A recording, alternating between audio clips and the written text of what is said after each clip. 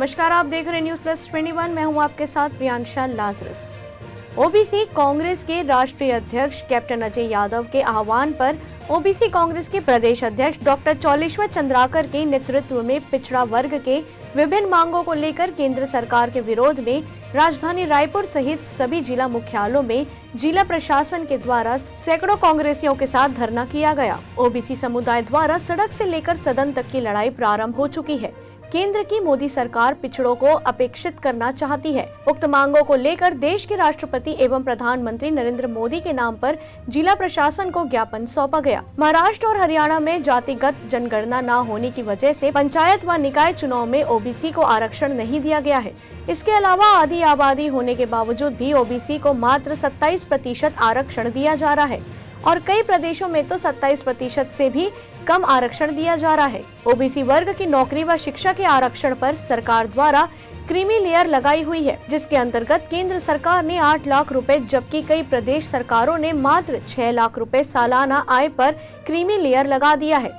इतना ही नहीं, creamy layer में कृषि और सैलरी को भी जोड़ दिया गया है। डॉक्टर चौलेश्वर ने कहा कि सरकार द्वारा क्रीमी लेयर को हटाया जाए, क्योंकि क्रीमी लेयर लगने से नौकरियों और शिक्षा में ओबीसी वर्ग की सीटें खाली रह जाती है। मांग कर रहे लोगों ने कहा, ओबीसी वर्ग के उत्थान के लिए एक अलग से मंत्रालय बने जो कि पिछड़े वर्ग के लिए कल्याणकारी योजनाएं बनाए। साथ ही बजट में ओबीसी वर्ग के उत्थान व विकास के लिए अलग पैसा मिले। यदि जातीय जनगणना हो जाए तो प्रत्येक जाति को उसके हक का पैसा मिल सकेगा। कोलिजियम प्रणाली हो ओबीसी के लिए। उच्च न्यायपालिका व न्यायपालिकाओं में ओबीसी वर्ग को भागीदारी बहुत कम है।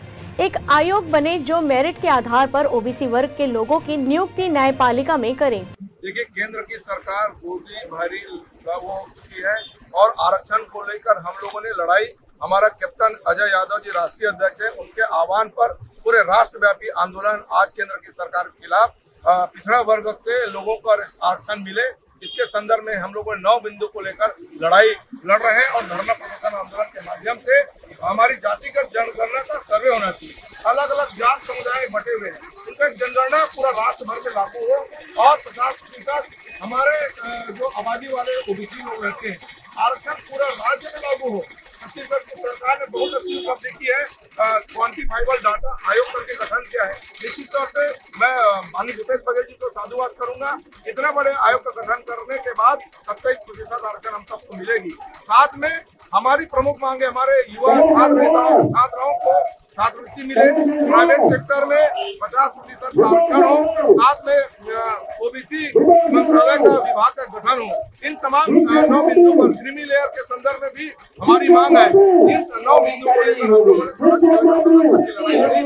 आज हजारों की संख्या में सभी जिला मुख्यालय में ओबीसी कांग्रेस के द्वारा आंदोलन प्रदर्शन किया गया और राष्ट्रपति और प्रधानमंत्री के नाम से हम लोगों ने ज्ञापन सौंपा। ऐसी ही जानकारियों के लिए देखते रहिए न्यूज़ प्लस 21, आपके हक की बात।